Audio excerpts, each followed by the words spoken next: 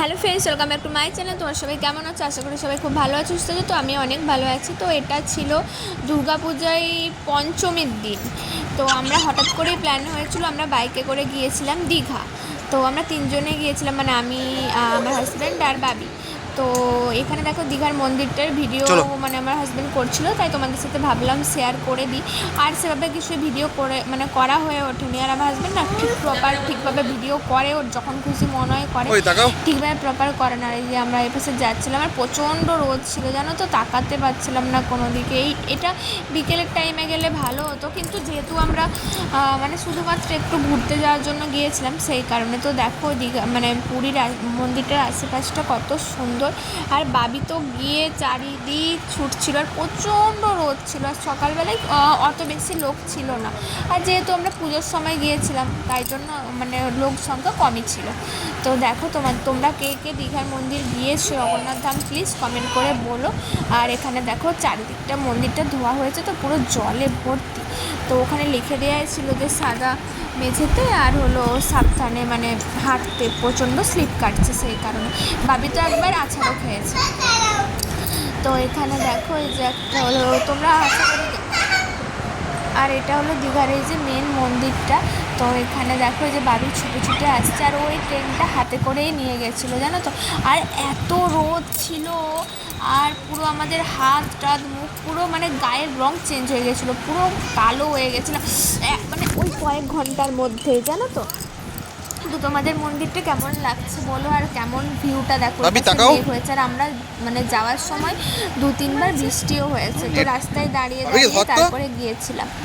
তো হলো গিয়েছি, আর আসার সময় একবার বৃষ্টি হয়েছিল। তো মেঘটা দেখো, আর বাবি একা একাই ছুটে ছুটে ছুটে ছুটে চলে যাচ্ছে। আবার দেখো আমরা দাঁড়িয়ে গিয়েছিলাম, আবার মানে ও খুব মজা পেয়েছিল।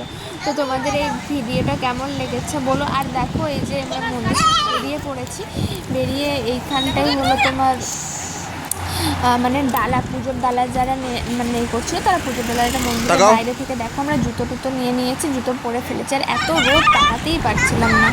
তো এই যে মন্দিরের বাইরে থেকে এইরকম টাইপের দেখতে লাগে। তো তোমাদের কেমন লাগছে বলো। আর বাবি এত ডিস্টার্ব করছে, আমি এখন ভয়েস ওভার করছি, প্রচণ্ড ডিস্টার্ব করছে। তোমাদের কথাগুলো হয়তো কেটে কেটে আসছে। তো এই যে দেখো, আর এই বিকেলবেলায় গেলেও এখানে না একটু বসা যেত, কিন্তু এত পরিমাণ রোদ দেখো, সবাই ছাতা টাতা, আমিও ছাতা নিয়ে গিয়েছিলাম। তারপরে আমরা এখান থেকে বেরিয়ে গিয়েছিলাম মানে জগন্নাথ দেবের মাসি বাড়ি। তো ওই মাসি বাড়ির ওখানে মন্দিরটা দেখে তারপরে বাবি যা ডিস্টার্ব করছে, তো ওখানে মন্দিরটা দেখে একটু সমুদ্রের ধারে বসেছিলাম। আর সেই দিনে ছিল জোয়ার, প্রচুর জোরে জোরে ঢেউ আসছিলো, ওইটা দেখে তারপর আমরা খাওয়া দাওয়া করে বেরিয়ে পড়েছিলাম। বাবির চিৎকারটা শুনতে পাচ্ছ? তো ওই দেখো, ওই যে দূরে হলো জগন্নাথ দেবের হলো তোমার মাসি বাড়ি। আর এখানে দেখো এত জোরে জোরে ঢেউ আসছিলো, আমরা তো প্রায় ভিডিও করেছিলাম। তো তোমাদের কেমন লাগছে ভিডিওটা বলো। আর তোমাদের যদি এরকম ভিডিও ভালো লেগে থাকে ভিডিও, তাহলে কমেন্ট করো, তাহলে নেক্সট টাইম থেকে ভিডিও আনার। আর তোমরা হলো কেমন আছো না আছো সেটাও কমেন্ট করো প্লিজ। তোমরা ব্লগগুলো সবাই দেখো, আর এখানে ভিডিওটা তো বড় বড় আসছে। আমরা বসেছিলাম অনেকটা দূরে, আমরা পুরো ভিজে গিয়েছিলাম জানো, এই এত দূর থেকে ঢেউগুলো আসছে। তো পুরো এই ভিডিও করতে করতেই ফোন টোন পুরো ভিজে গিয়েছিল। যা খাবে আবার পেট ভর্তি করে খেয়ে নেবে। হয়েছিল দিয়ে আমরা সকাল গিয়েছিলাম ভোরবেলাতে। তো কোনো আগে থেকে প্ল্যানিং ছিল না, হঠাৎ করেই বেরিয়ে গেছিলাম। এই দেখো ঢেউটা এসেছে, পুরো সব কিছু ভিজে গিয়েছিল, ফোন টোন সমস্ত কিছু।